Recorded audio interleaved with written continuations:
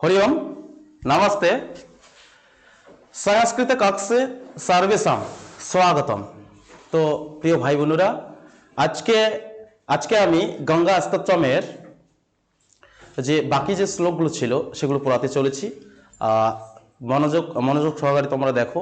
और तोमादेरो बोलछि जे एर आगेर दिन कत नम्बर श्लोक पर्यन्त हयेछिलो 6 नम्बर ताई ना। ताहले आजके देखो बाकी श्लोकगुलो।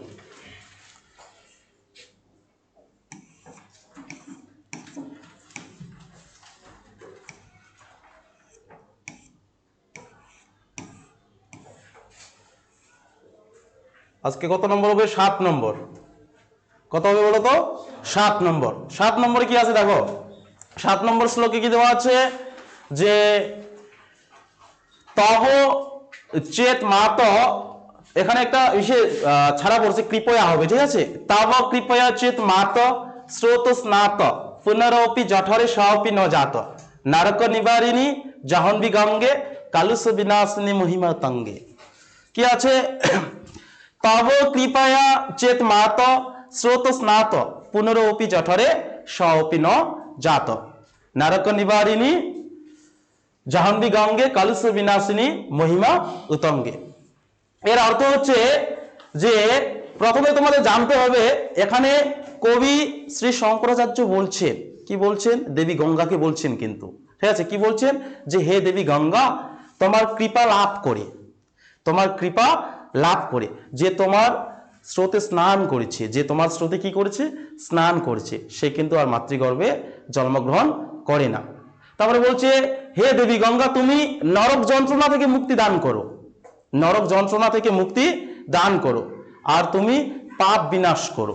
কি বিনাশ করো পাপ বিনাশ করো। এখানে দেখো তোমাদের ভালো করে বুঝতে হবে এখানে তোমাদের বুঝতে হবে এই যে শব্দ যে আছে नरक नरक जो शब्दटा আছে नरक नरक बोलते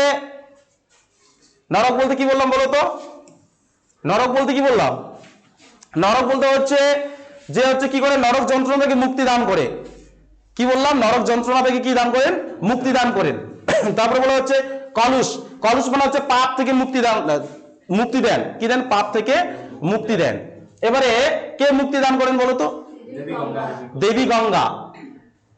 তারপরে বলা হচ্ছে মহিমা উত্তঙ্গে বলতে উচ্চ স্তরে প্রতিষ্ঠাতা। তাহলে এটা সাজিয়ে বললে কি হবে যে তব কৃপয়া চেতমাত স্রোত স্নাত পুনরপি জঠরে সপি ন জাত নারক নিবারিণী জাহ্নবী গঙ্গে কলুষ বিনাশিনী মহিমা উত্তঙ্গে। কি বললাম তব কৃপয়া চেতমাত স্রোত স্নাত পুনরপি জঠরে সপি ন জাত नारक निवारिणी जाह्नवी गंगे कुलुष विनाशिनी महिमा तंगे। कवि शंकराचार्य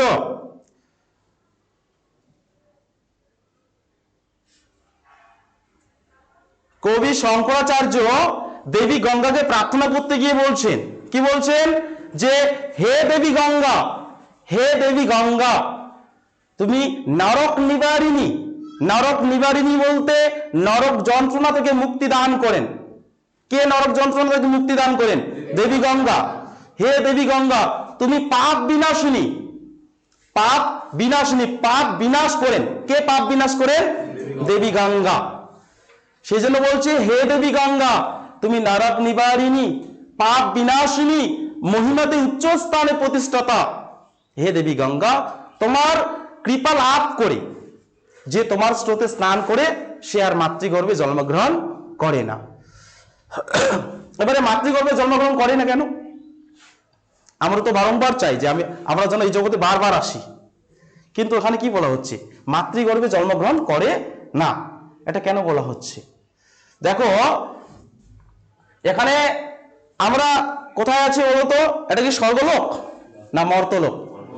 এখানে হচ্ছে সুখ দুঃখ দুটিই আছে। কি আছে সুখ দুঃখ দুটি আছে।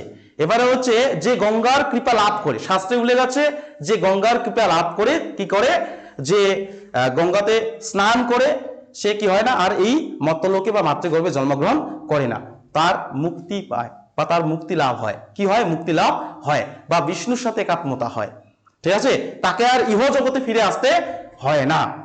কিন্তু আমরা উল্টা বুঝি কি বুঝি বলতো যে আমরা বারবার আসতে চাই এখানে আবার আসতে চাও?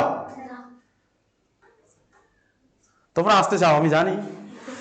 তাহলে সে কারণে এখানে বলা হচ্ছে কি, যে কে বলছেন বলতো? কবি শঙ্করাচার্য বলছেন যে তব কৃপয়া চেত মাত স্রোত স্নাত পুনরোপি জঠরে সাপি ন জাত নরক নিবারিণী জাহ্নবী গঙ্গে কালুষ বিনাশিনী মহিমা উত্তঙ্গে। লাস্ট বার বলে দিচ্ছি, নরক নিবারিণী পাপ বিনাশিনী মহিমাতে উচ্চ স্থানে প্রতিষ্ঠিতা হে দেবী গঙ্গা, তোমার কৃপা লাভ করে যে তোমার স্রোতে স্নান করে সে আর মাতৃগর্ভে জন্মগ্রহণ করে না, অর্থাৎ তার কি হয়? মুক্তি লাভ হয়। নেক্সট কি আছে? পরের শ্লোকে কি আছে? এবারে দেখো 8 নম্বর শ্লোকে কি আছে? পুনরা সদাঙ্গে পুণ্যতরাঙ্গে জয় জয় জয় জয় জাহ্নবী করুণা পাঙ্গে ইন্দ্র মুকুট মুনি রাজিত শরণে সুখদে শুভদে ভৃত্ত শরণ্যে। কি বললাম?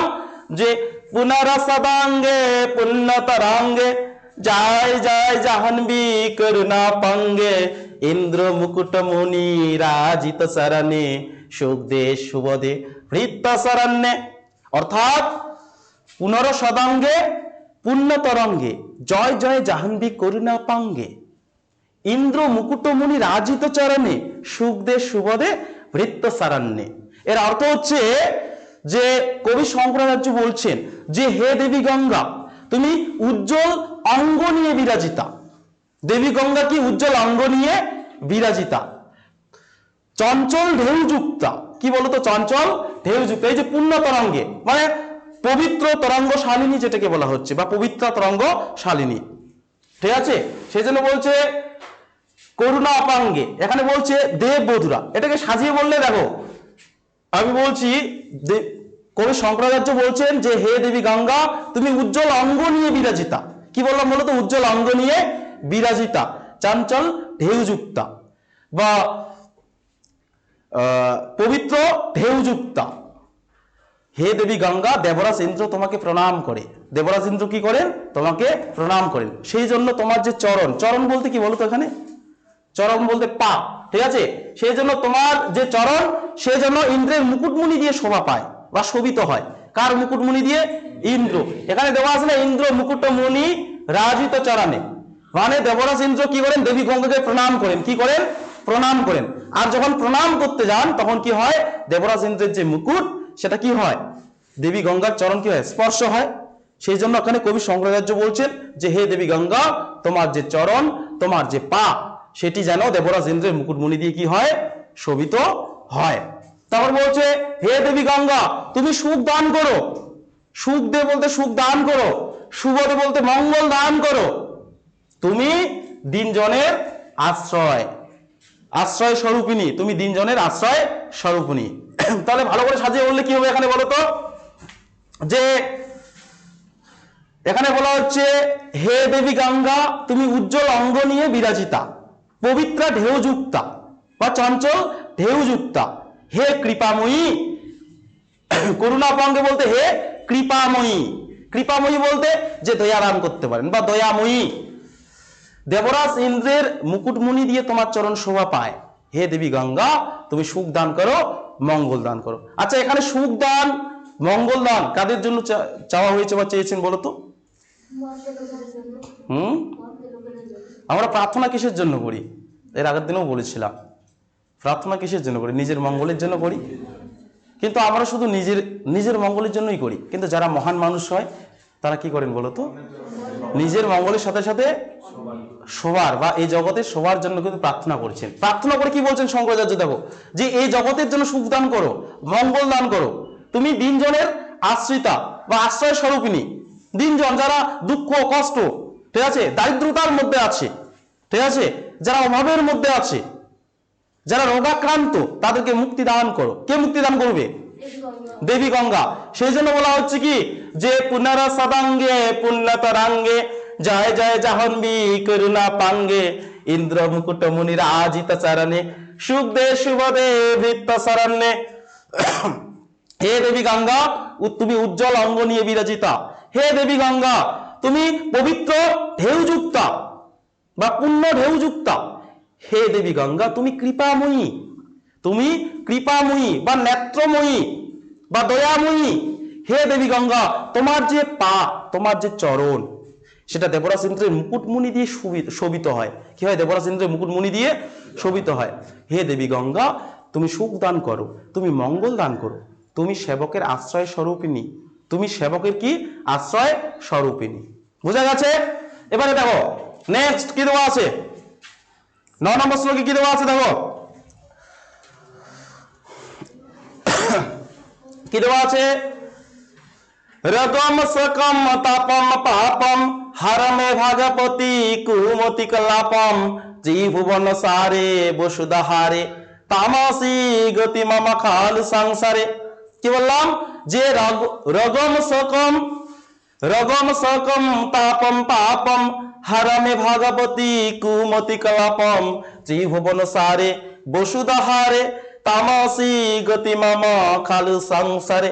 অর্থাৎ হে দেবী গঙ্গা তুমি আমার বা তুমি এই জগতের কি করো? রোগ শোক পাপ তাপ সমস্ত কিছু দূর করে দাও, সমস্ত কিছু কি করে দাও? দূর করে দাও। হে পৃথিবীর কণ্ঠমালা স্বরূপিনী, হে পৃথিবীর কণ্ঠমালা স্বরূপিনী। পৃথিবীর কণ্ঠমালা স্বরূপিনী বলতে, পৃথিবীর কণ্ঠমালা স্বরূপিনী বলতে কি বোঝাচ্ছে? আমি তো বাংলায় বললাম। পৃথিবীর কণ্ঠমালা স্বরূপিনী কি হবে? কণ্ঠমালা বলতে গোলার মালা। গোলার মালা বলতে দেখো এখানে গোলায় মালা পরলে একটা আকার ধারণ করে না, ঠিক তেমনি এই পৃথিবীতে, ঠিক তেমনি এই পৃথিবীতে গঙ্গা নদী যে প্রবাহিত হয়েছে, যেন পৃথিবীর কণ্ঠমালা, মানে পৃথিবীতে মালার আকারে কি হয়েছে? শোভিতা হয়েছে। কে হয়েছে বলতো? দেবী গঙ্গা। সেই জন্য তাকে কি বলা হয়েছে? পৃথিবীর কণ্ঠমালা স্বরূপিনী। গলায় যেমন মালা পরলে একটা আকার ধারণ করে, ঠিক তেমনি এই পৃথিবীতে গঙ্গা নদী কি করেছে? মালার আকার ধারণ করেছে। সেই জন্য পৃথিবীর কণ্ঠমালা স্বরূপিনী। কি করো? যে হে পৃথিবীর কণ্ঠমালা স্বরূপিনী তুমি আমার কি করো? রোগ শোক পাপ তাপ সমস্ত কিছু কি করে দাও? দূর করে দাও। আর এই সংসারে বা ইহ সংসারে, এই জগৎ সংসারে তুমি আমার একমাত্র গতি, তুমি আমার একমাত্র গতি। এখানে কে কার গতি বলো তো? একমাত্র, একমাত্র গতি কে কার? দেবী গঙ্গা শঙ্করাচার্যের একমাত্র গতি। সেই জন্য কি বলছে? রগম শোকম তাপম পাপম হারামে ভাগবতী কুমতি কলাপম ত্রিভুবন সারে বসুধাহারে তামাসী গতি মামা খাল সংসারে। ত্রিভুবন সারে বসুধাহারে তামাসী গতি মামা খাল সংসারে। অর্থাৎ আর বুঝিয়ে দেওয়ার প্রয়োজন আছে কি? হয়ে গেছে? এখানে বলা হচ্ছে রোগ শোক, হে পৃথিবীর, হে দেবী গঙ্গা, হে পৃথিবীর কণ্ঠমালা স্বরূপিনী তুমি আমার রোগ শোক পাপ তাপ সমস্ত কিছু দূর করে দাও। আর এই জগৎ সংসারে বা ইহ জগতে তুমি আমার একমাত্র গতি, তুমি আমার একমাত্র আশ্রয়। এমন করে কবি শঙ্করাচার্য কি বলছেন? দেবী গঙ্গাকে বলছেন। প্রার্থনা করতে গিয়ে 9 শ্লোকে বলেছেন। ঠিক আছে? এবারে 10মে কি আছে?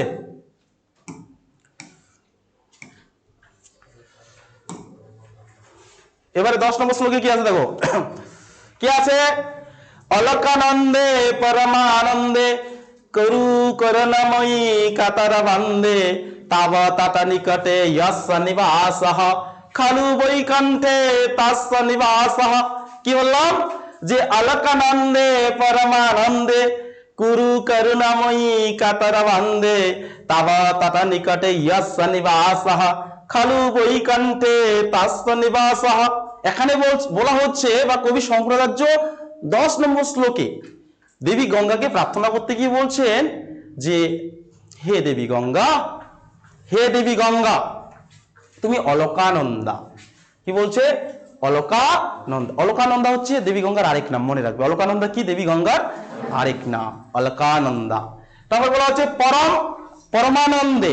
পরমানন্দে বলতে যিনি আনন্দ দান করতে পারেন, যিনি কি করতে পারেন? আনন্দ দান করতে পারেন। ঠিক আছে? তারপরে বলা হচ্ছে করু করুণাময়ী কাতর বান্দে। ঠিক আছে? তুমি দিনজনের দ্বারা বঞ্চিতা। তুমি কি? দিনজনের দ্বারা বঞ্চিতা। দিনজন বলতে দিনজন বলতে কি, তুমি দিনজনের দ্বারা বঞ্চিতা। দিনজন বলতে যারা রোগাক্রান্ত হয়, অনেক অর্থ আছে দিনজনের। যারা কি আছে, দারিদ্র, ঠিক আছে, বা দরিদ্র, যারা বিভিন্ন কষ্টে জীবনযাপন করেন, যারা রোগাক্রান্ত, তাদের দিনজন বলা হয়, ঠিক আছে, তাদের কি বলা হয়, দিনজন। আর এদের দ্বারা কে বঞ্চিত বলতো, দেবী গঙ্গা। কেন বঞ্চিত? ধরে নাও আমি রোগাক্রান্ত, মনে করো আমি রোগাক্রান্ত, শাস্ত্র অনুযায়ী আমি যদি গঙ্গা নদীর কি করি, গঙ্গা নদীর কাছে প্রার্থনা করি, ঠিক আছে, তাহলে কিন্তু গঙ্গা নদী আমাকে কি করবেন, উদ্ধার করে দিবেন। কি করে দিবেন? উদ্ধার। তার মানে এখানে গঙ্গা দেবী আমার দ্বারা বঞ্চিত হলো না, হলো কি না, আমাকে উদ্ধার করতে হবে, ঠিক আছে। সেই জন্য এখানে কি বলা হচ্ছে, দেখো কি বলছেন কবি শঙ্করাচার্য, যে হে অলকানন্দা পরম আনন্দদায়িনী, পরম আনন্দদায়িনী, যে যিনি আনন্দ দান করতে পারেন, পরম আনন্দদায়িনী। তারপরে বলছে দিনজনের দ্বারা বঞ্চিতা হে দেবী গঙ্গা, তোমার তীরে যস্য নিবাসঃ, তোমার তীরে যে বসবাস করে, অর্থাৎ গঙ্গার ধারে বা গঙ্গার তীরে যারা বসবাস করে, তারা বৈকুণ্ঠে যেন বসবাস করে। কোথায় বসবাস করে? বৈকুণ্ঠে। বৈকুণ্ঠ বলতে স্বর্গপুরী, বৈকুণ্ঠ বলতে কি, স্বর্গপুরী। তাহলে দশম শ্লোকে দার্শনিক কবি শ্রী শঙ্করাচার্য কি বলতে চেয়েছেন দেবী গঙ্গাকে, যে হে দেবী গঙ্গা, তুমি অলকানন্দা, পরম আনন্দদায়িনী, হে দেবী গঙ্গা, তুমি দিনজনের দ্বারা বঞ্চিতা, তুমি দিনজনের দ্বারা বঞ্চিতা। হে দেবী গঙ্গা, তোমার তীরে বা তোমার তট নিকটে যিনি বসবাস করেন, তিনি যেন স্বর্গলোকেই বাস করছেন। তিনি কোথায় বাস করছেন? স্বর্গলোকে। তাহলে গঙ্গার ধারে যারা বসবাস করে, তারা কোথায় যেন বাস করছে? স্বর্গলোকে। এই যে বৈকুণ্ঠ বলতে কি বলতো, স্বর্গপুরী, ঠিক আছে। সেই জন্য বলছেন অলকানন্দে পরমানন্দে কুরু করুণাময়ী কাতর বন্দে তাব তত নিকটে যস্য নিবাসঃ খালু বৈকুণ্ঠে তস্য নিবাসঃ। বোঝা গেছে?